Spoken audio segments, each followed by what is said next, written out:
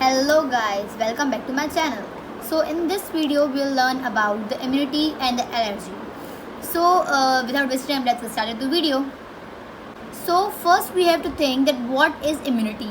So let's have a basic definition of the immunity. Immunity is the basic capability of the body to fight against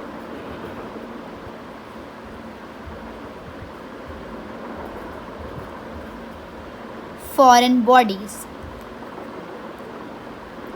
or toxins, etc. There are two types of immunities. The first one is acquired immunity and the second one is innate immunity.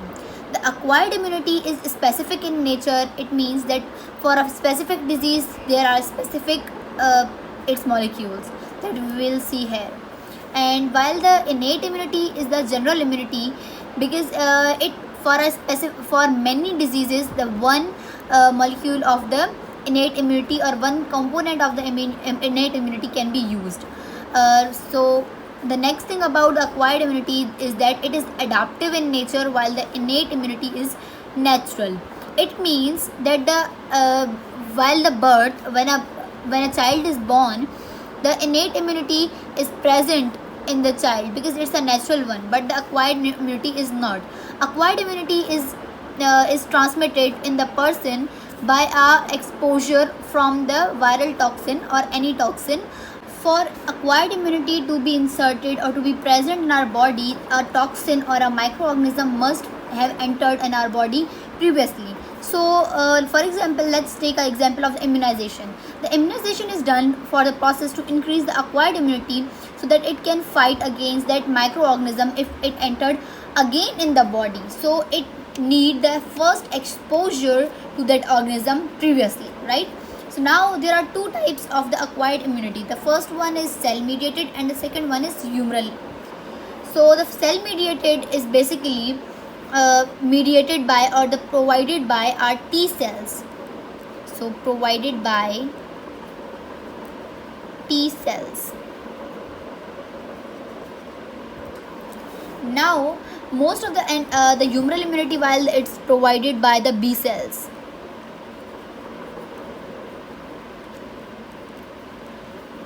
Now most of the students forget this, that which one was for the T cells and which one was for the B cells. So here's a trick for that. That is we have heard about the CT scans. So here I am writing CT scan, right? You have heard it.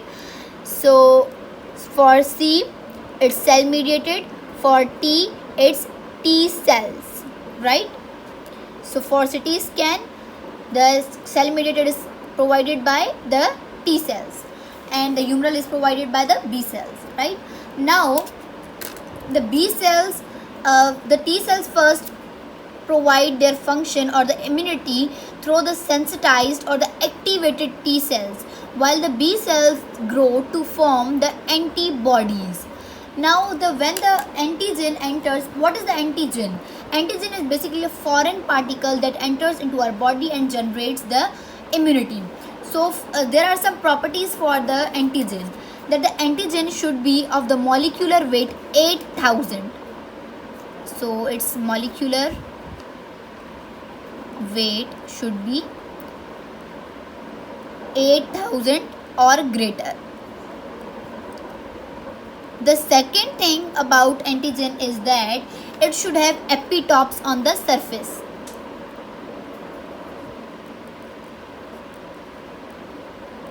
Now what are epitopes? Epitopes are, consider an example. Each person has a specific or a specific identification mark which is only acquired for that person. Or you can consider our fingerprint. Our fingerprint is, every person has a different fingerprint which is our identification mark. So in the same way every antigen has a special thing by which help our immunity or the RT and B cells to identify that microorganisms and produce the immunity or produce the toxins against that bacteria or that organism, right? So in the same way, the antigen have specific epitopes on their surfaces which help the B cells and T cells to recognize that antigen, right? Now there are some also hepatins which are less than the 8,000 molecular weight. Their weight is less than 8,000. They also generate the immunity. So they are something like microorganism but cannot be called antigens.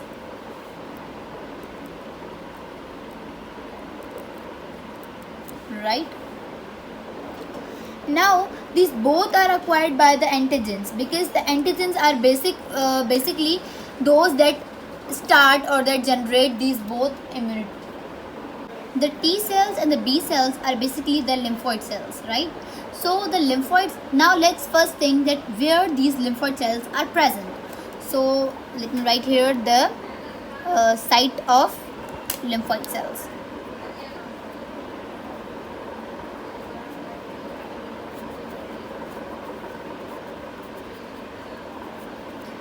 The lymphoid cells are basically formed from the pluripotent hematopoietic stem cells, as discussed in our 33 chapter of physiology from Guyton.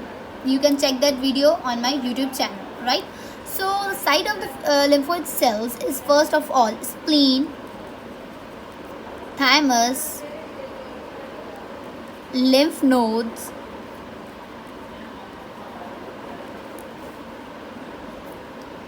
and some submucosal areas of the GIT, some submucosal areas of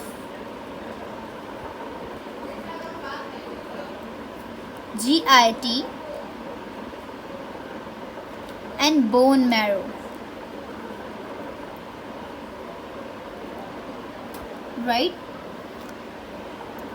Then there are many ways the antigen can enter in our body. Like for example, it can enter in our body through a wound in the skin, and then second of all, then it can enter in our body through the respiratory tract, or it can enter our body through the GIT, the gastrointestinal tract. So there are many ways for the antigen to enter in our body. So there must be a strong system that can protect us from that antigen, right? So there are two lymphocytes, T and B. Now let's move and talk about them in detail. Now we will differentiate. On the one side we will learn about the T cells, and on the other side of the B cells, right? So that we can have a clear mind or a comparison between them, so we can easily remember these, right? Then the first one is B cells. On the other side there we have our T cells. We will just have a small comparison between them. Their types, etc. will be discussed later on, and their antibodies, right? So first thing about the B cells is that the both of these is their production. The B cells are formed in the bone marrow after a child is born, right? In the mid-fetal life it is formed by the liver, and then afterwards in the bone marrow. Why it is called B cells? Because it was first seen in the bursa fibricus of the birds, right? And why they are called T cells? Because they were seen, or they were discovered, we can say they were discovered from the thymus gland, right? So let's write here: produced in bone marrow in mid-fetal life.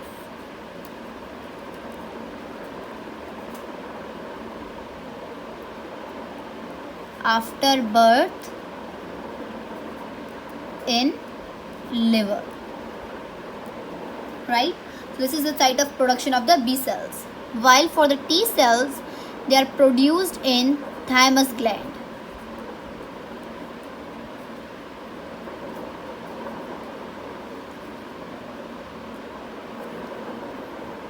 right? So here we have. Then the next thing is how they are pre-processed. Let me clear this to you in a simple words.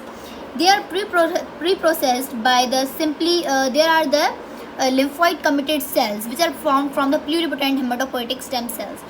Pluripotent hematopoietic stem cells give the lymphocytes committed stem cells which divide into two. There are T cells and the B cells.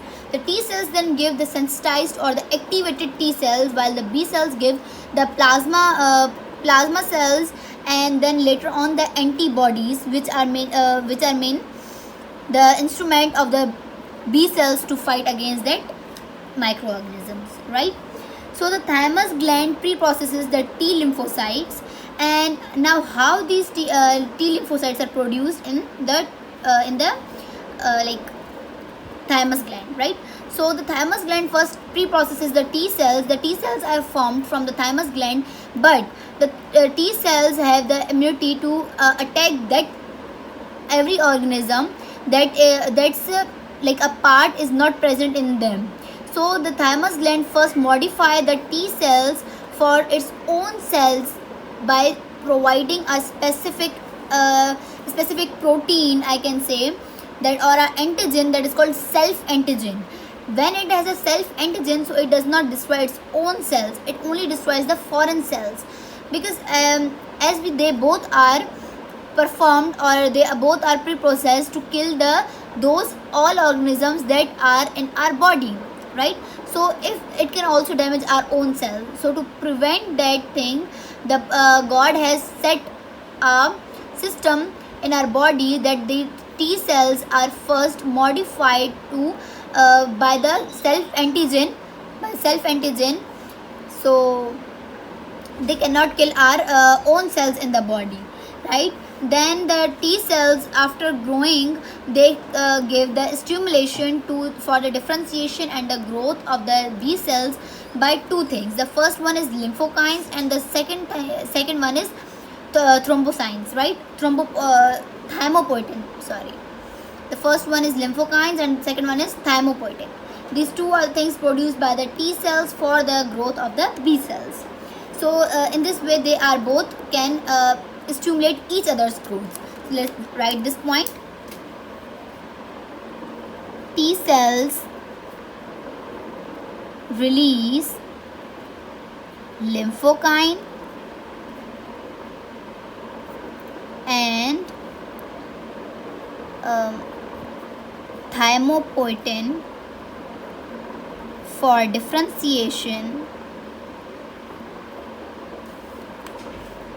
of B cells, right?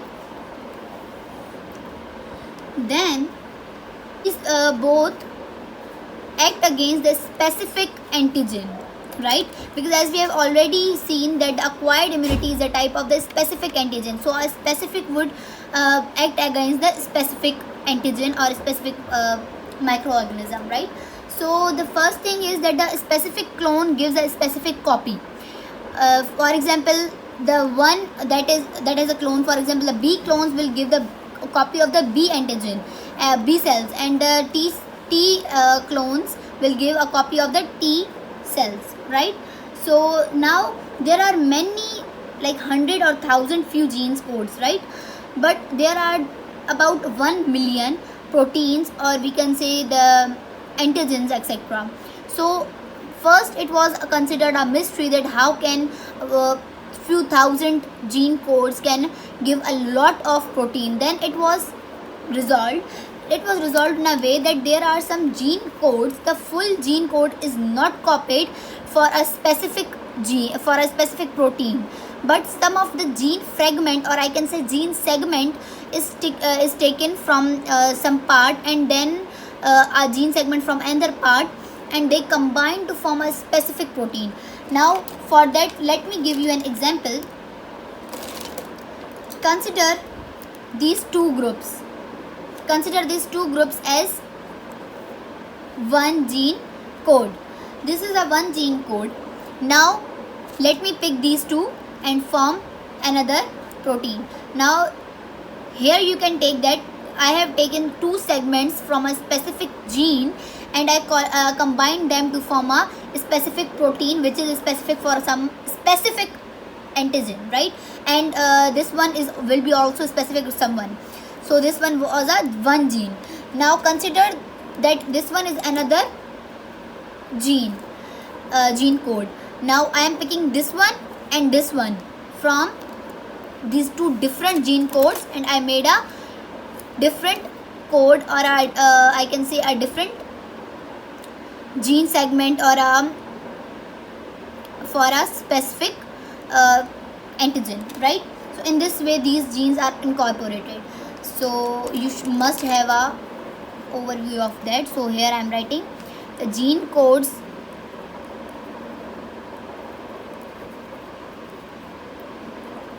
are not entirely involved in their production, but only the gene fragments or gene segments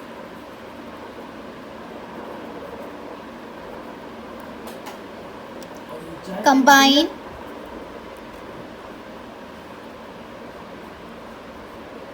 to form a specific protein.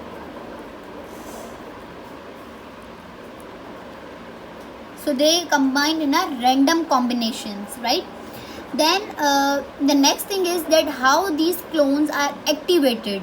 So these clones are basically activated. First remember these, that one B cell on its surface has about 100,000 antibodies on its surface, while the T cell has surface receptor proteins or the T cell markers on their surface.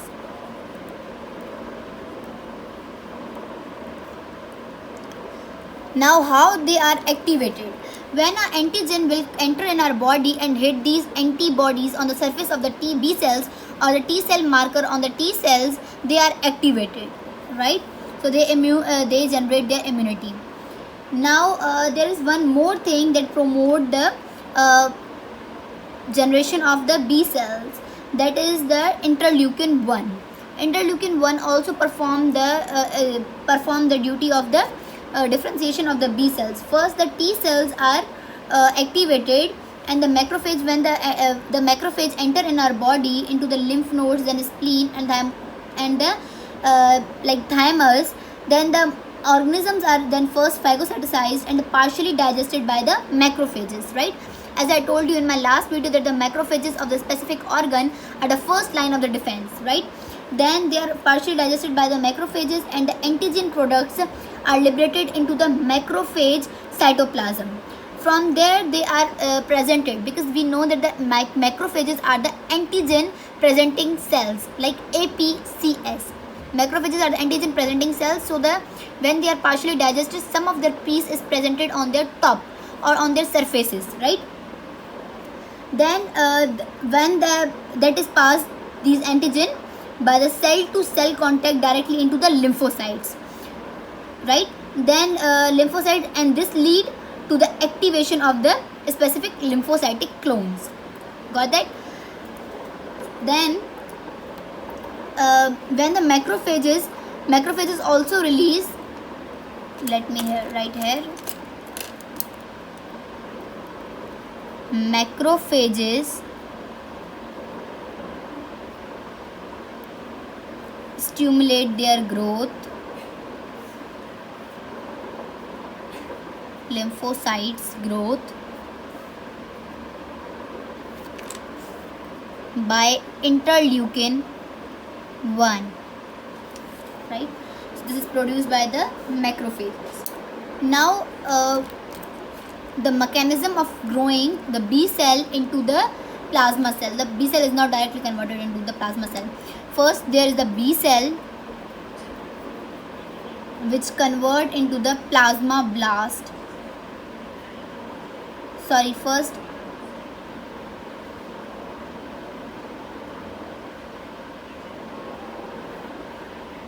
the B cell first convert into the lymphoblast, which converts into the plasma blast, and these are called the precursor of the plasma cells. So here I am highlighting this. I will write it afterwards. And then the plasma blast begin to divide at the rate of the once every 10 hours and for the 9 divisions, giving about 500 cells in the 4 days. So this is a point too noteworthy. Let me write it here. Divide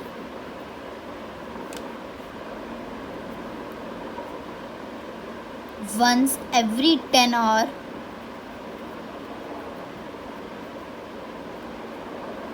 for 9 divisions,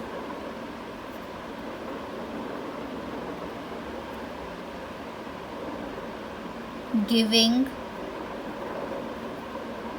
500 cells in 4 days, right? Then the plasma cells produce, now from the plasma blast, plasma cells are produced. The plasma cells then produce the antibodies. Now let me tell you the rate of the production of the antibodies. The plasma cells produce are antibodies, which are the basically immunoglobulins, gamma globulins, right? So the gamma globulins on the rate of the 2000 molecules per second. So here I am writing 2000 per second, right? So the antibodies are produced 2000 per second by the plasma cells. And I forgotten to write it here that this one is the precursor of plasma cells.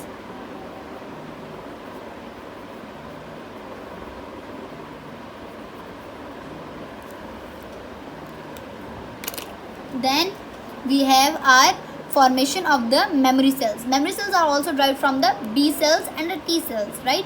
Memory cells, what is the function of the memory cells? The function of the memory cells is basically nothing but only to have a backup plan. Like for example, when we read something or study something, there is a backup in our mind that we have already studied it. So in the same way, there is a mechanism in our body that tells us that this microorganisms is already entered into our body previously, and these toxins have fighted against it, right? So this provide a backup plan or a memory for the antigens.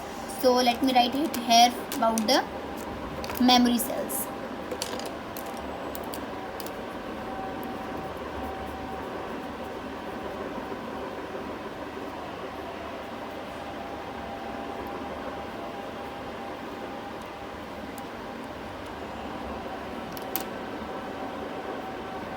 Now some of the clones of the lymphoblast not directly convert into the plasma into the lymphoblast and then into the plasma blast and this stage, but they convert into the memory cells. So this memory cell here, from here we can get a memory cell.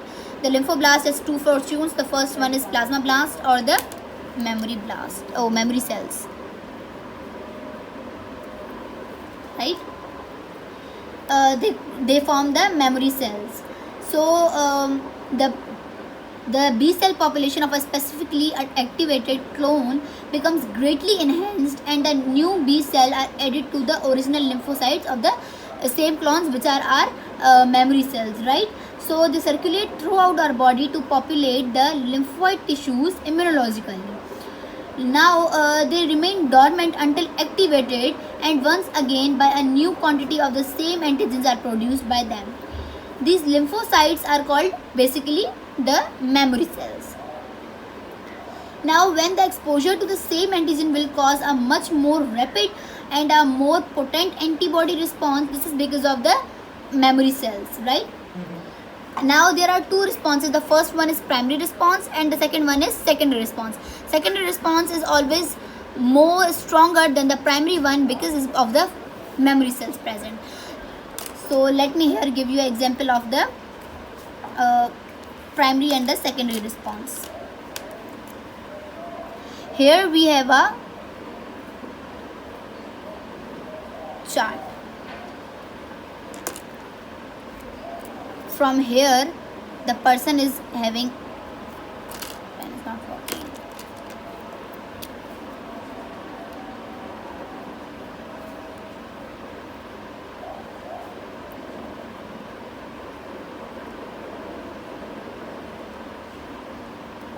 Right? So this one is generally a weak response, or I can call it the primary response, while this one is a stronger response and this exceeds for the long time, while the primary response exceeds for the short time. So this one is our primary response. This one is first degree or the primary response. This one is our second degree or the long term response, secondary response. Some main points that I have told you, I am writing it here. Short time, short duration,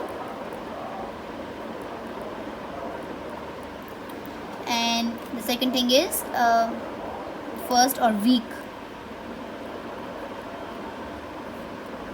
This one is a strong and a long lasting one.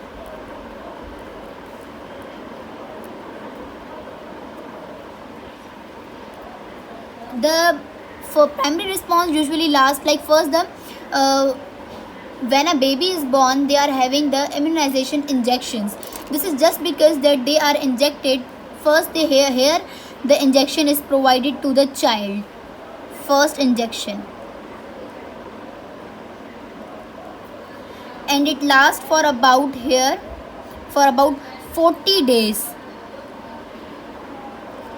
while the secondary response exceeds up to the more than the 60 to 90 days. So there are specific times for the child to get the immunization injections.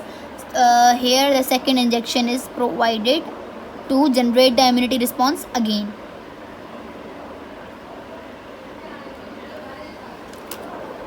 Now let's move for the T cells. Moreover, and because we have studied our memory cells, the antibodies, and about the now let's come upon our next thing, that is antibodies, because the B cells produce the antibodies. Now let's look upon the antibodies properties and more about the antibodies, right? So here we have our antibodies. The antibodies are basically also called the immunoglobulins. So let me write here. These are the immunoglobulins or the gamma globulins, or we can say the glycoproteins. Immunoglobulins.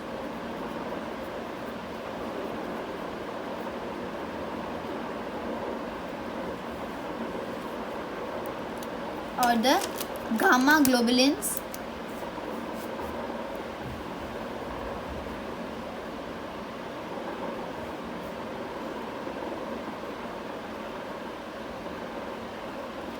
Right?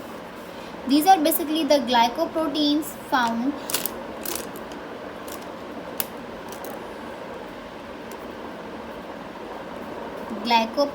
in nature.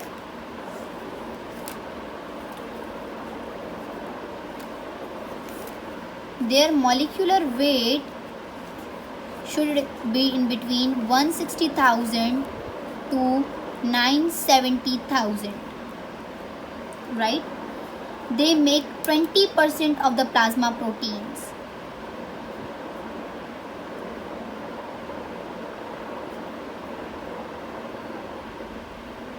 Now let's come upon its structure. They are basically Y-shaped.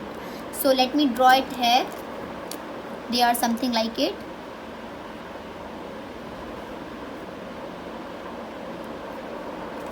You can see here.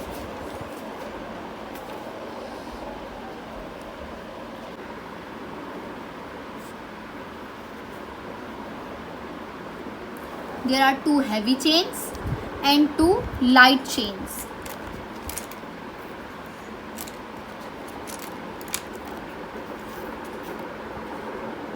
which are parallel to the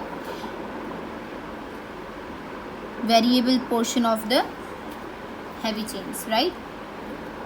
So here we have our basic structure of the antibodies. The two heavy chains and the two light chains are here together binded by the disulfide bond.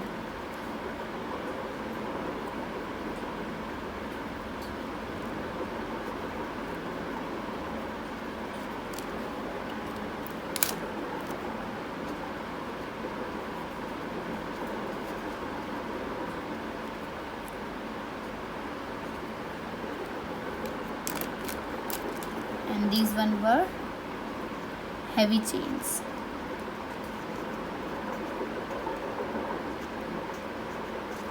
Right? So here we have our two heavy chains, two light chains, disulfide bond between them. Now let's see their structure more briefly. Now I am here showing this portion here. This is basically something like this.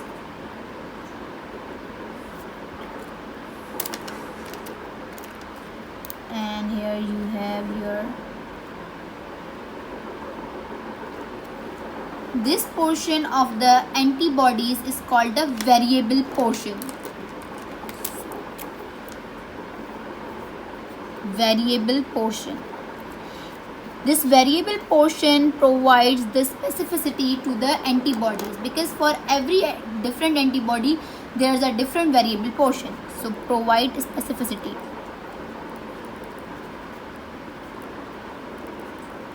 Here the antigen is caught between the two chains of the antibody. Now let me draw one more thing.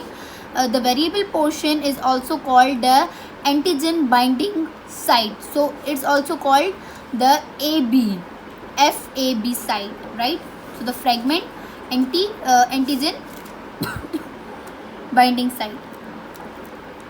So this is also called fragment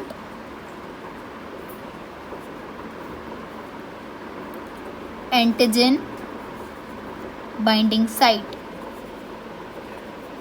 which is called FAB.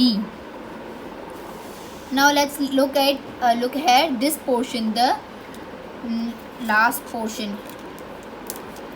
So it is something like this. There are two heavy chains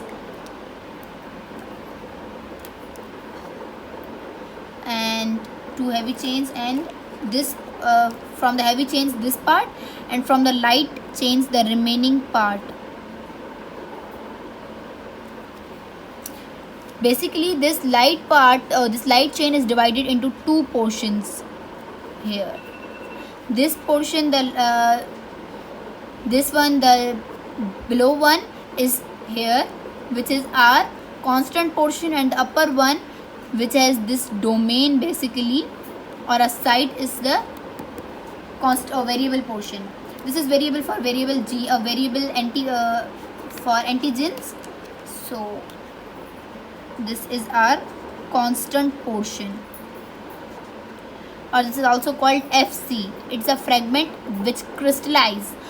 Basically what happens that the pepsin is an enzyme which breaks this antibody into two fragments. The one is a variable portion and the second one is constant portion. The constant portion is basically crystallized in that process. So constant portion or the FC region.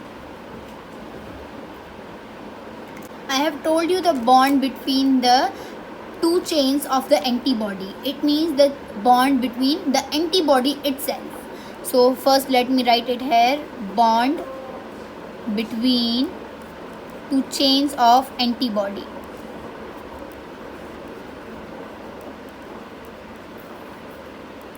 That is disulfide bond. The next one is the bond between the antigen and antibody.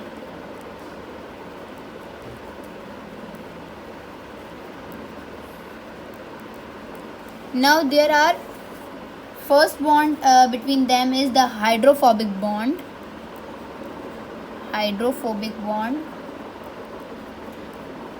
Second one is hydrogen bond. The third one is ionic bond.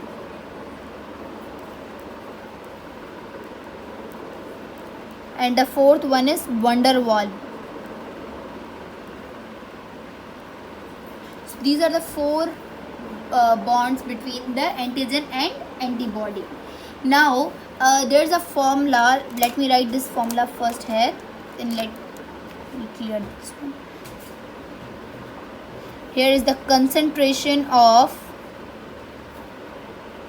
antigen antibody bound divided by the concentration of antigen into antibody into concentration of antibody. Now this formula basically gives us tells us the strength of their binding. Tells the strength of antibody antigen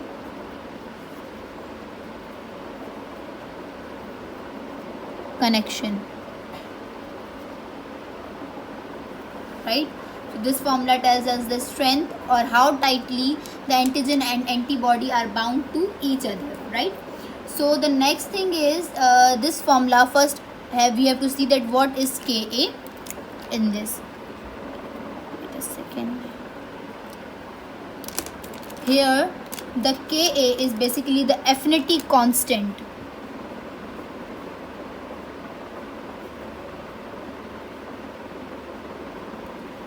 Right? Now let's come upon the classes of the immunoglobulins. There are basically 5 classes of the immunoglobulins, and to remember those 5 classes, their trick is GAMED. GAMED.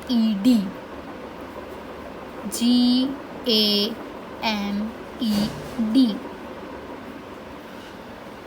The first class is IgG, second class is IgA, third class is IgM, then is IgE, and the last one is IgD. And the number of the IgG has the same sequence as this name. The most abundant are IgG, then IgA, then M, then E, and then D. Right? So the IgG, let me write it here. IgG are 75%. Right? 75% of the total antibodies. Right?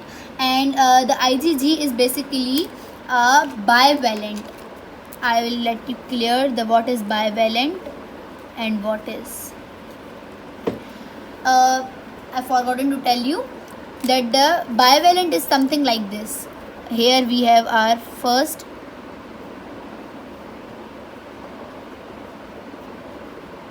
antibody. Here we have our second antibody.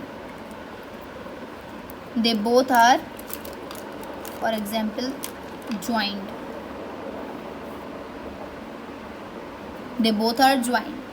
So this one, when they act, they have how many sites? 1, 2, 3, 4. So this one is a bivalent having 4 sites. 4 sites. Bivalent means 2 antibodies working together. One antibody has 2 sites, so the 2 antibodies has 4 sites. Simple. And in this way the pentameric and decameric are also formed. So the next thing is it is a bivalent, and it can be transferred through the placenta. So it can cross placenta.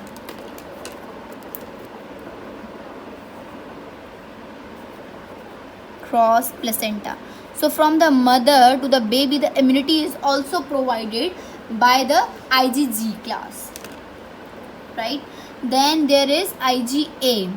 The IgA are basically found in the mucosa or the secretion of the body. So the IgA are found in the mucosal reaction or mucosal secretion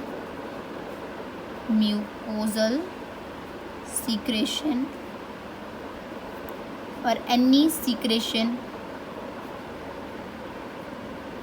of body. The next is IgM class, right? So the IgM are basically pentameric and they help in the primary response. Response. Then we have our IgE class. The IgE are cytophilic IgGs. I'm not writing it here because it's not a noteworthy point, right? So the main classes we have discussed GAM, right? And then yes, one more thing, that IgE are involved in the allergic reactions.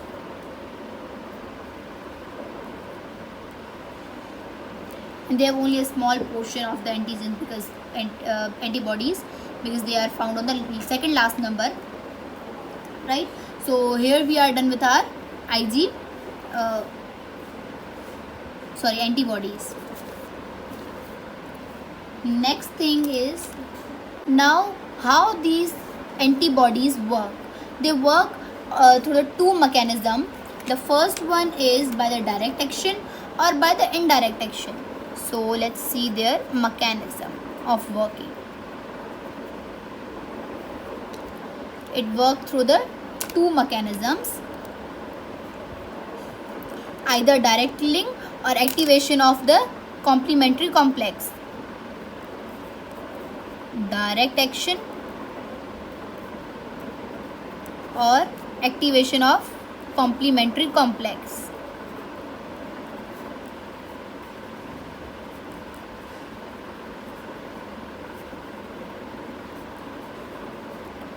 Right? Then how it gives its direct action. Now let's discuss its direct action.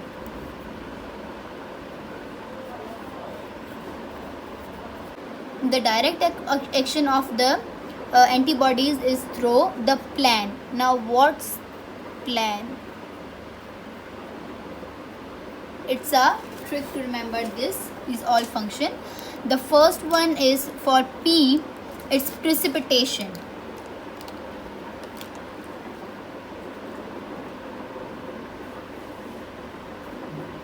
It's precipitation. Then for L, it's lysis. For A, it's agglutination. For N, it's neutralization. Now let me tell you about this. Let me give you an overview. The precipitation is basically in which the molecular complex, soluble molecular complex, becomes insoluble. So let's write here soluble molecules become insoluble.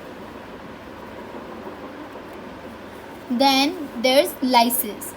In the lysis, some potents of the antibodies are broken and directly converted into small cellular fragments, right? We are all known with that. Then there's agglutination.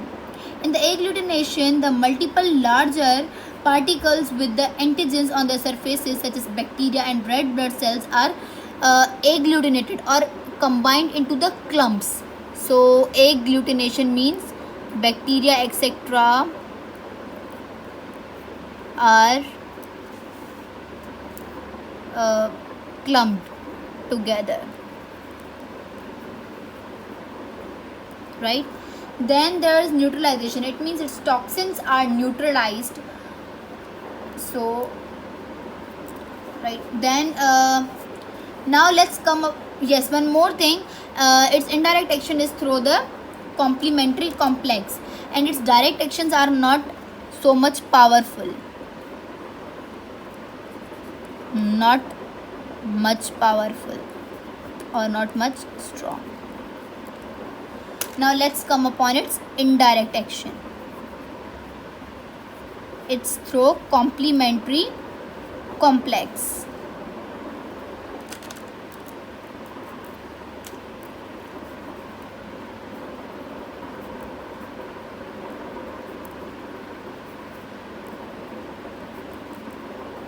Now let's discuss the complementary complex in detail. The complementary complex is basically the cascade of 20 proteins. Basically the major ones are 11.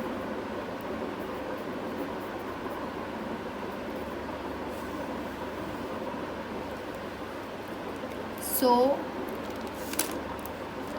20 proteins involved.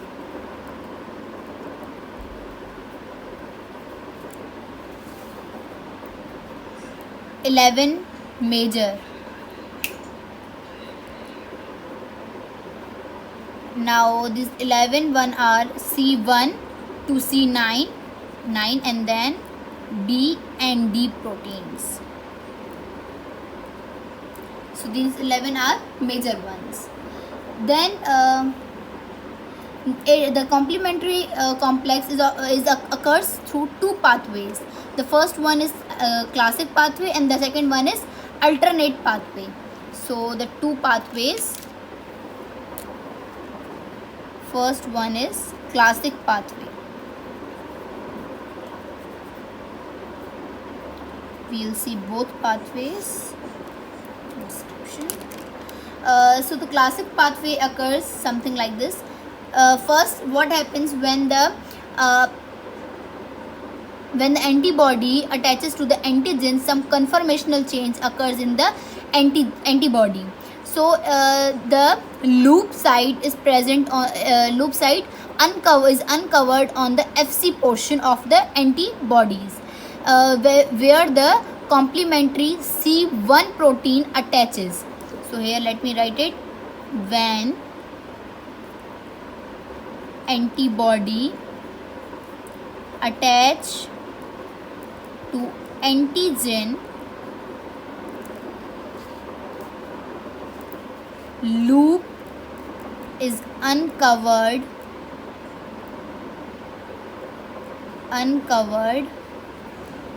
on Fc portion of antibody, where C1 attach and thus initiate the cascade. Now the cascade way is something like the C4 first attaches to the antibody on the Fc portion. Then the C1, which is activated, this bar on the C shows the activation. It activates, or it joins with the C4 and activate the C4b. So thus it is also activated. Then it activates C2b. Then it activates C3b, which C3b, yes, one more thing, C1 is called the C4 convertase or activator, C4 is called C2 activator, C2 is called C3 activator or convertase. In this way this cascade goes on. Then C3b is called C5 convertase, right? Then the C5 what does happens to C5? Then it attaches with the C6, then C7, then C8, and then C9, and this forms a complex which is C5B6, 7, 8, 9. These all are activated. These all are right. So this complex helps in the lysis of cell. Now the classic pathway helps in performing some functions. Now let's see these functions.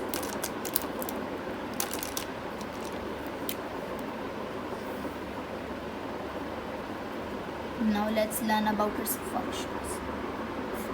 It's for the functions we have a trick, that is OIC, plan A. OIC, plan A. This is a trick for that, right? So let's write its full forms. For O, it's opsonization. For I, it's inflammatory process.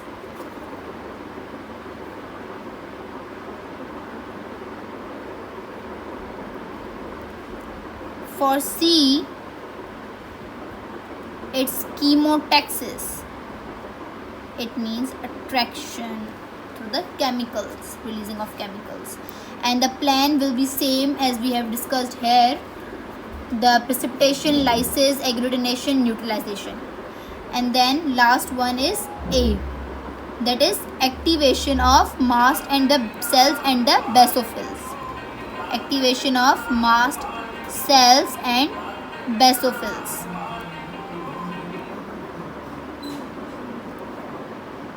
Now let's discuss about all these functions one by one, that which part of the complementary protein perform this function, right?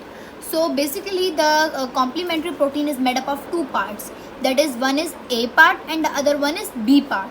The B part binds with these and performs in the completing the cascade, while the A parts performs in some of its functions. I'll tell you there here, right? So the opsonization is basically provided by C3b. What is C3b? What's opsonization? Basically opsonization is something like this. On the one part, the molecule attaches to the antigen, and the other part it attaches to the like antigen killing one. It can be neutrophil, macrophage, or any of that, and it facilitates the phagocytosis process. So the neutrophil and basically the macrophage has a property of have the neutrophil and the macrophages have the domain for the C3b, so activates neutrophil and macrophage, and as these both have the domain for the C3b, right? Then there is inflammatory processes.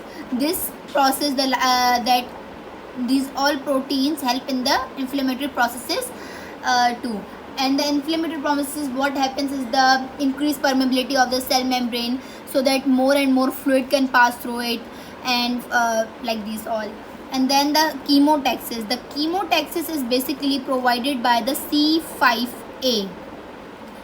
This one, C5b is used here, C5a is used here. Then the activation of the mast cells and the basophils, so they can release histamine, heparin, and several other into the local fluids. This is provided by the C3a, C4a, and C5a, so they can release heparin, histamine,